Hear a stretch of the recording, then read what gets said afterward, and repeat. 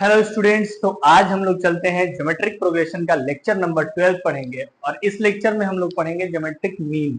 कल हमने क्या पढ़ा था? Properties of geometric progression. और आज हम पढ़ेंगे ज्योमेट्रिक मीन क्या होता है। तो देखिए, ज्योमेट्रिक मीन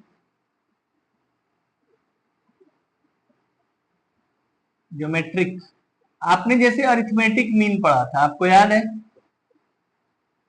याद है? अरिथमेटिक मीन पढ़ा था। उसी तरह ज्योमेट्रिक मीन होता है। ज्योमेट्रिक मीन क्या होता है कि अगर ए और बी दो नंबर है तो इन एपी में क्या होता था अरिथमेटिक मीन में कि ए और बी के बीच में एक ऐसे नंबर्स लिख दो जो फिर से एक जो सीक्वेंस बने वो एपी में हो। उसी तरह ज्योमेट्रिक में क्या होगा? तो ज्योमेट्रिक प्रोग्रेशन में ज्योमेट्रिक मीन में क्या होता है कि ए और बी अगर दो नंबर्स हैं तो इनके बीच में G1 G2 G3 G4 dot dot B तक इनके बीच में n क्या लिख दो?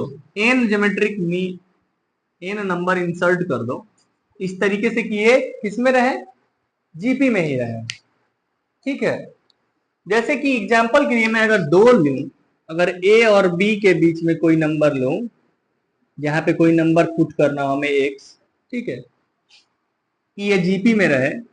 ये दो नंबर है, इन दो नंबर के बीच में कोई एक ऐसा नंबर बताओ कि ये जीपी में ही रहे। तो उसके लिए हमें क्या करना पड़ेगा? मानना पड़ेगा कि अगर ये ए एक्स बी तब तीनों जीपी में हो। अगर ये तीनों जीपी में होगा तो x by a equal to b by x. हर अगले टर्म में पिछले टर्म से डिवाइड मारते हैं, यही करते हैं। तो यहाँ पर एक्स स्क्वायर इक्वल टू क्या आएगा? ए बी आएगा। बोलिए, तो एक्स बराबर क्या आ जाएगा? अंडर रूट में ए बी। मतलब कि अगर मान लो 3 या 27 है और मैं कहूं कि इसके बीच में एक नंबर बताओ x जो कि फिर से जीपी में ही हो, फिर से ये 3x27 ये तीनों जीपी में हो, तो इनको जीपी में बताने के लिए तुमको क्या बता दिया? आप डायरेक्ट फॉर्मूला क्या बता दिया? x equal to under root में 3 इंटू 27 माने x बराबर अंडर रूट में 81 माने x बराबर 9। Is it clear?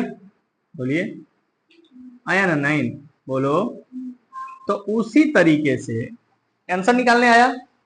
अभी हमारे को दो नंबर के बीच में एक ही नंबर बोल रहा था, ये x क्या हुआ? ज्योमेट्रिक मीन हुआ ना। ज्योमेट्रिक मीन का मतलब कि पुट करने पर भी ये जीपी में ही है। देखिए, पुट करिए 3, 9 और 27, अभी अभी भी जीपी में बना हुआ है ना। 9 के नीचे 3 से डिवाइड करेंगे 3 ही आएगा, 27 में 9 से डिवाइड करेंगे 3 ही आएगा, मतलब जीपी में बना हुआ है ना।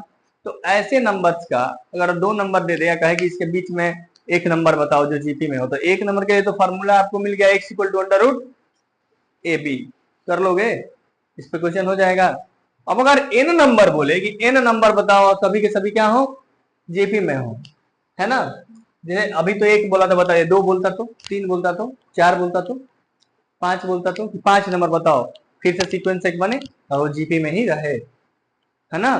तो मैंने मान लिया कि 5 बोले, 10 बोले, n बोले, अगर ए और बी के बीच में n नंबर्स बोले कि पुट करिए और फिर भी वो जीपी में सीक्वेंस है, तो इसके लिए हमने आपको बताया, कराया। यहाँ देखिए कैसे ये जीपी का क्या है? फर्स्ट टर्म, ये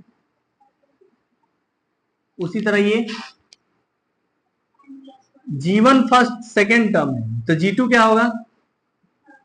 तो G3 क्या होगा? तो Gn क्या होगा? तो B क्या होगा? बोलिए भाई, ये बात समझ में आया? अगर G1 है हमारा सेकेंड टर्म तो G2 होगा थर्ड टर्म, तो Gn होगा n+1 टर्म, एक बढ़ जा रहा है ना। अब बताइए कि हमको पता क्या क्या है? बस A पता है और B पता है, जिसे इसमें बस 3 और 27 पता था, है ना। तो अब क्या करेंगे हम कि B चौथा टर्म है इसका, n+2 टर्म है ना। तो n+2 टर्म बताने के लिए क्या करते हैं? ए आर के पावर n टर्म बताने के लिए A R to the power n-1 n term of GP क्या होता है? हाँ, A R to the power, अगर n टर्म पूछे तो n-1, तो अगर n+2 टर्म पूछ रहा है तो n+2-1, यही फॉर्मूला बनेगा। बोलो, b इसका n+2 टर्म है तो b बराबर a into R to the power n+2-1। बोलो, अब देखो b बाई ए बराबर क्या होगा? R to the power n+1। अगर ये हम दोनों तरफ r equal to n plus one है, हम दोनों तरफ 1/n+1 ले लें तो इधर भी क्या होगा, b/a⁴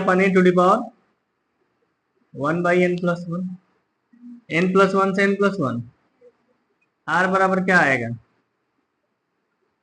b/a⁴ 1 ये हमारे पास क्या हो गया, r आ गया, कॉमन रेशियो आ गया। और जब कॉमन रेशियो आ गया तो हमारे पास अगर जीवन पूछे तो क्या बताएंगे, जीवन होगा ए आर ना, जीवन सेकंड टर्म है, सेकंड टर्म कैसे बताते हैं, ए आर। जी2 क्या होगा, थर्ड टर्म माने ए आर स्क्वायर। जी3 क्या होगा, जी3 क्या होगा, ए आर क्यूब। अब मुझे जीवन चाहिए तो ए इंटू आर की जगह क्या लिख देंगे,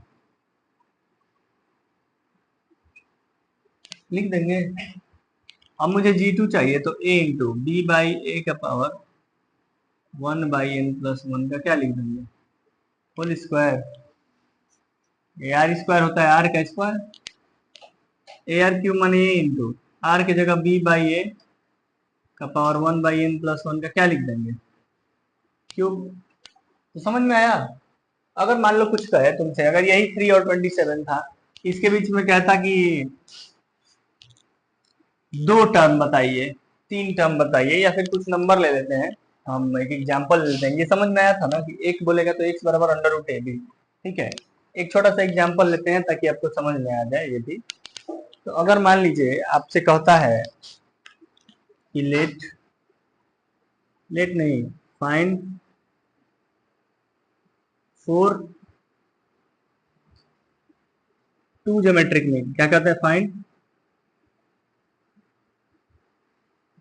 2 geometric mean between 3 and 81, 3 and 81। Solution देखिए, 2 ज्योमेट्रिक बोल रहा है, एक नहीं बोल रहा है। तो सबसे पहले आर कैसे निकलेगा, आर का फॉर्मूला होता है b/a, r equal to b/a⁴ 1/n+1, मैंने r इक्वल टू b/a 81/3 का पावर 1/2। ज्योमेट्रिक मीन पूछ रहा है तो 2+1, मैंने r इक्वल टू क्या आएगा, 3 से कितने बार आएगा, 27 के पावर 1/3, मैंने 27 को लिखते हैं 3 का क्यूब का पावर 1/3, 3 से 3 गया, 3 आया ना। आर क्या आया, बोलो 3। तो अब 2 ज्योमेट्रिक मीन चाहिए, मैंने 3 और 81 के बीच में एक तुम्हारा जीवन चाहिए और एक तुम्हारा, जीवन कैसे निकलेगा, ए आर, और जी2 कैसे निकलेगा, ए आर स्क्वायर। ए आर माने ए क्या है 3 और आर क्या है 3, 9 हो जाएगा। जी2 क्या है, ए आर स्क्वायर माने 3 इंटू 3 का स्क्वायर, माने 9 से 27। तो जीवन की जगह 9 होगा, ये 27 होगा। आया समझ में, हाँ बोलो। ज्योमेट्रिक मीन समझ में आया क्या होता है, कैसे निकलता है, बोलो, नोट करिए। देखिए अभी हमने आपको पढ़ाया है कि ज्योमेट्रिक मीन क्या होता है। क्या होता है ज्योमेट्रिक मीन, तो अगर ए बी दो नंबर है, उनके बीच में अगर n ज्योमेट्रिक मीन हमें पुट करना है तो उसके लिए हमें कॉमन रेशियो चाहिए। कॉमन रेशियो का फार्मूला होता है r equal to b/a⁴ 1/n+1, ये मिल जाता है। अब g1 बताना होता है तो हम r लिखते हैं, क्योंकि सेकंड टर्म है तो a इंटू आर, मैंने a इंटू आर की जगह b/a⁴ 1/n+1, और ऐसे ही g2 g3 बता लेते हैं। ये तो हो गया आज की बात। जो आज हमने सीखा वो यही सीखा कि common ratio of n geometric mean अगर पुट करते हैं तो ये होता है, और किस कैसे बताते हैं तो वो बता लेंगे।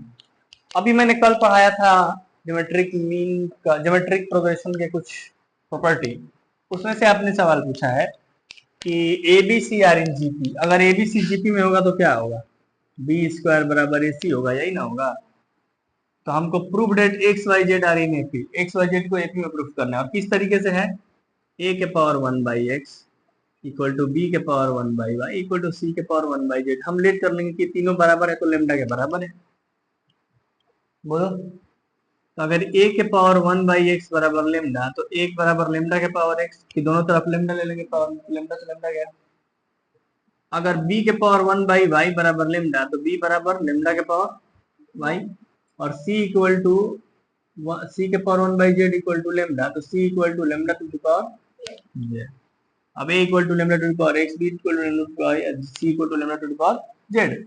हमको कह रहा है कि ए बी सी जीपी में है, ए बी सी जीपी में होगा तो क्या होगा, बी स्क्वायर बराबर ए सी, मतलब बी माने lambda to the power y का स्क्वायर इक्वल टू ए माने lambda to the power x, c माने lambda to the power z. तो lambda to the power 2y बराबर lambda to power x plus z, base से में तो power add हो गया, तो लेमडा लेमडा सेम बेस है, तो 2y बराबर क्या आ गया, एक्स प्लस जेड। और अगर 2y बराबर एक्स प्लस जेड होता है तो एक्स कमा वाई कमा जेड आर इन क्या एपी में होगा ना, बोलो समझ में आया, कोई दिक्कत। तो ये कल वाला डाउट था। तो देखिए आज हम लोग का टाइम हो गया है, तो एक काम करते हैं आज इतने पे ही रहने देते हैं, कल हम इसके क्वेश्चंस कराएंगे जीपी वाले के, जो आज प्रॉपर्टी पढ़ाए हैं अरे ज्योमेट्रिक मीन पढ़ाए हैं, कल उस पर क्वेश्चन कराएंगे। समझ में आया, हाँ, क्योंकि जाना भी है तुमको। तो चलिए इसी के साथ मिलते हैं कल, और आज थोड़ा कम क्लास चला इसके लिए क्षमा चाहता हूँ, क्योंकि टाइम ट्रैफिक भी बहुत था और फंस गए थे एक जगह। तो मिलते हैं कल, चलिए बने रहिए हमारे साथ, धन्यवाद।